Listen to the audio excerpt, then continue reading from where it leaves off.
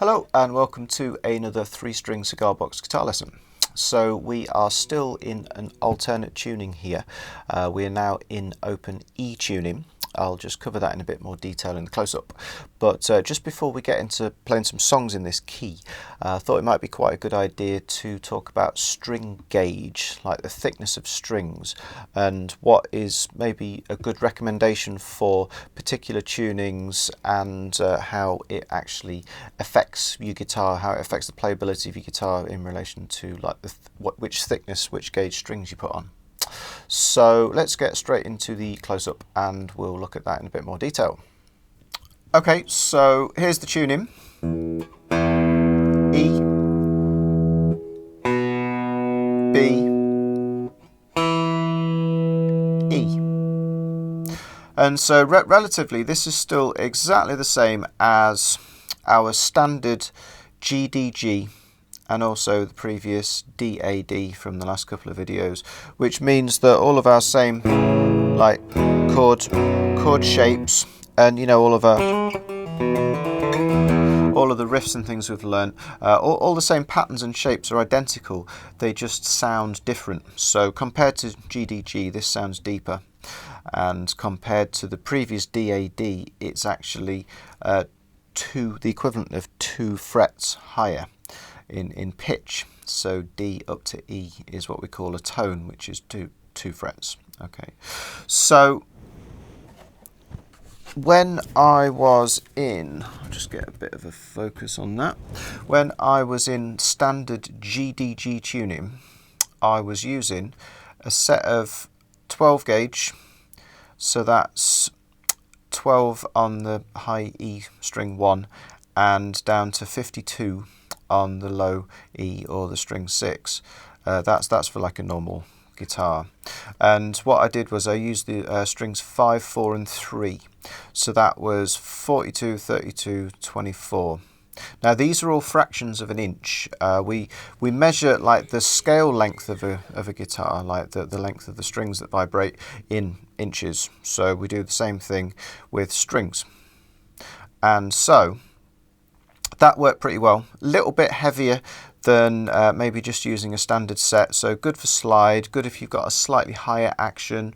We don't want to be playing like Van Halen necessarily on one of these, so it's just good for our sort of like blues, roots blues style. However, tuning them down to say DAD or even this tuning here, there wasn't enough tension off them because they're just a bit thinner, and if you don't have enough tension, what it means is the action the neck doesn't get pulled up. You actually want a little bit of relief. So say from the nut to somewhere around fret 5, you actually want an ever so slight amount of relief so that the neck bends slightly and it raises the overall action, and so you just get a good sound across all of the strings. Not too much obviously, but you want a little bit. And so with these ones, they were just basically too thin, and so I'll just put these down here. It meant that you'd end up. So I'm just not currently pushing down hard enough at the minute, but you get that sound. I'm sure you've all come across that before. And so that's normal fretting. So these sound okay now.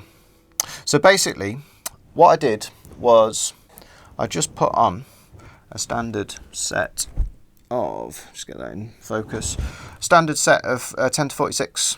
So I just used strings 6, 5, 4 from this set. So that was 46, 36, 26, and that's what we've got on right now. And these work pretty well, and I think there's a little bit of relief and just enough so that it's not too much, but at the same time it's not too flat, and so I'm not getting fret buzz. Okay, now what I did when I was in DAD tuning, just going back to this set again, I used strings 6, 5, 4. So that was 52, 42, 32. And that was okay. That worked all right with DAD tuning. But tuning up, because like I said, this current tuning here is the equivalent of 2 frets higher than DAD. And so that was just adding too much tension to the neck. And so what it meant was that I could actually really noticeably feel that the action was becoming higher. It became higher when I tuned up to EBE with those previous strings, which isn't good. You don't want to banana your neck. So took those off, and I've just used 654 from a standard set basically. Now, alongside string thickness or string gauge, it's also worthwhile considering the scale length of your guitar as well. So that just refers to the exact distance from the nut to the saddle, which is the length of string that vibrates or rings when you just play it, like the open string, so no fretted notes, okay? And on a standard electric guitar, you get different scale lengths depending on what type of guitar it is. So like a Fender Stratocaster, that's probably the most famous Fender, it's like 25.5 inches scale length nut to saddle. Gibson are, say Gibson Les Paul, 24.75 inches. This particular one, I've measured it, and it's basically the same as a Gibson, so it's like 24.75, give or take a little bit. We've got a slightly diagonal saddle here.